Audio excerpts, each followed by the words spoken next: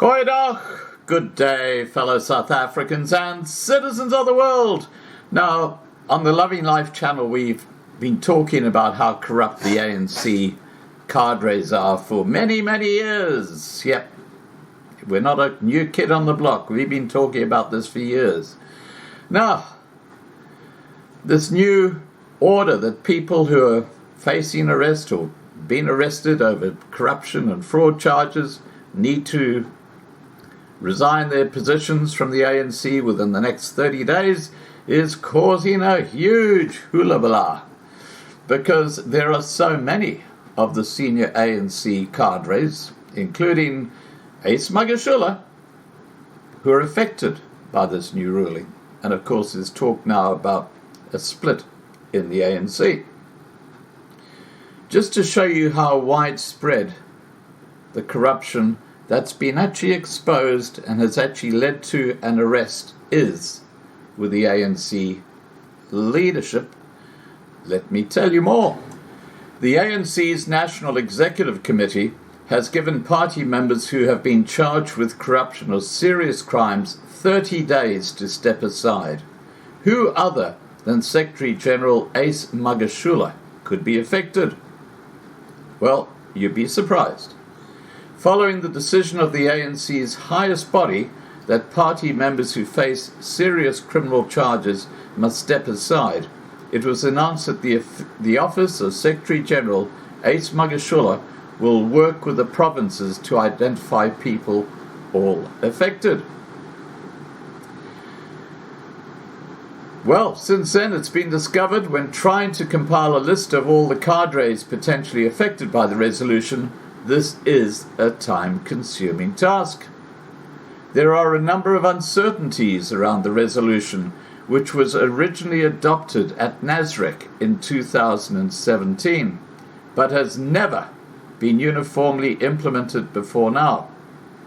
The ANC's statement announcing the implementation decision on Monday read simply, "All members who have been charged with corruption or other serious crimes must step aside within 30 days, failing which they should," operative word, should, be suspended. Not they must be suspended. This is where the ANC is so devious. Anyway, let's continue. The wording is vague enough to give rise to questions like what constitutes a serious crime in the ANC's book. To give one example, Rustenburg Mayor Mfo Komono has been charged with harassment for sharing nudes of his ex.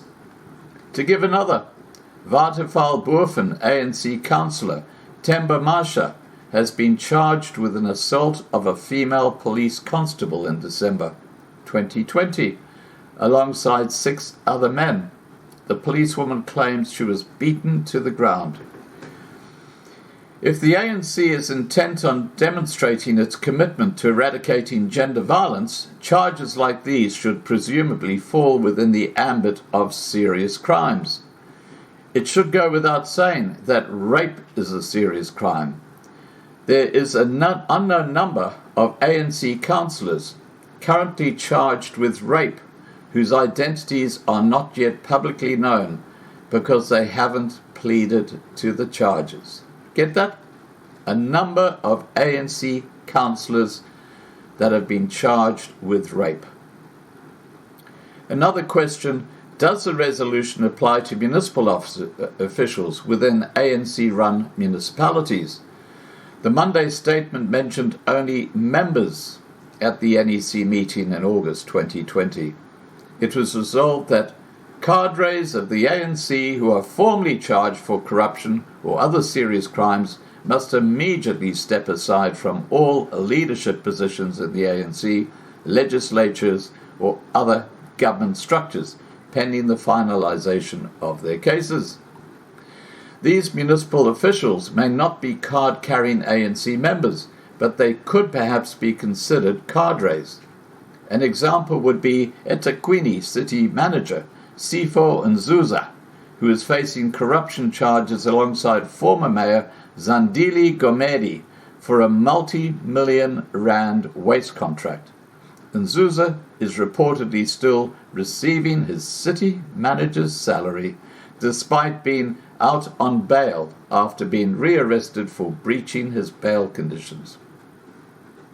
Other cases seem more straightforward. Here follows an incomplete list of ANC figures who should be affected by the implementation of the step-aside resolution. Should step aside. Former Durban Mayor Zandile Gumede. Gumede has been charged with fraud and corruption for an unlawful 2017 waste tender, costing taxpayers more than 400 million rand. Although she is no longer mayor, Gumede is serving as an ANC MPL in the provincial legislature after being cleared by the party's Integrity Commission despite her ongoing court proceedings. This is why I say the goalposts move all the time with the ANC. It's a gangster state. What about former State Security Minister Bongani Bongo? In February, Bongo was acquitted of corruption under decidedly fishy circumstances for allegedly trying to collapse the ESCOM parliamentary inquiry via bribery. His court proceedings are still technically ongoing, however, as the NPA has indicated its intention to appeal against the acquittal. As such, Bongo should step aside, both as the MP in the National Assembly and the chair of Parliament's Home Affairs Committee. What about ANC KZN Deputy Chairperson Mike Mabayakulu? Mabayakulu has held onto his party position despite being criminally charged alongside 15 co-accused for defrauding provincial coffers of about 28 million rand for a jazz festival which never happened. Like Gumede, Mabayakulu was cleared by the Integrity Commission and the Provincial Executive Committee, which admitted that they hadn't actually read his indictment. Incredible. What about former Eastern Cape Health MEC Sindisiwa Gomba?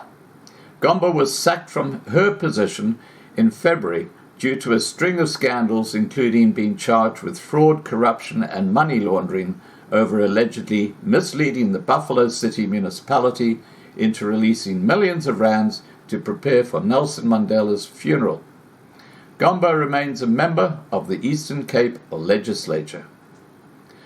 What about Buffalo City Regional Chairperson Phumlani Nkolo and Amatoli Regional Secretary Teres Ntutu?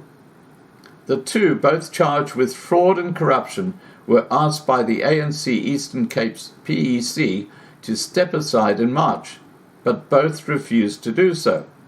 Ntutu said he would appeal against the decision nationally. Such an appeal would presumably not be entertained now. What about ANC Limpopo Treasurer Danny Msiza? Msiza is one of the accused in the VBS Bank saga, which involves the Economic Freedom Fighters and Julius Malema. Msiza has held on to his significant ANC role while claiming the charges against him are politically manufactured. But as Amamugangani recently reported, the indictment suggests that Msiza was at the heart of the scam to push municipalities to invest in the VBS Bank or vendor bank. Former Managing Director Oli Mlaleli. Sarah Oli Mlaleli appeared in court in October 2020, charged with helping defraud the Free State government of 255 million rand through an irregular asbestos audit deal. This is the one that's caught Ace Magashul in its trap. Mlaleli may not be mayor of Mangaung anymore, but reportedly remains a member of the Free State PEC. What about JB Marks Municipality Mayor Kogotsu Khumalo? Khumalo has been charged for the theft of 5 million rand linked to the municipality, Despite calls from the opposition to step down, Kamala has refused to do so. And finally, what about ANC caucus leader in the Kauga municipality, Eldridge Chico, February? February was arrested earlier this year on fraud charges as part of an EP rugby union corruption scandal. His status as of February was unclear, with the ANC saying he had stepped aside, but February denying this was the case. Now, this is only the tip of the iceberg we're talking about here. There are literally thousands of ANC cadres, tenderpreneurs, well-connected family members who have been drinking from the trough of the public purse. They all need to be charged and arrested, and it's going to cause absolute bedlam within the ANC when this actually does happen. Please remember to subscribe to be kept informed. Ring the bell for the updates. Please like this video. Please share this video. And above all, please stay safe. Bye for now.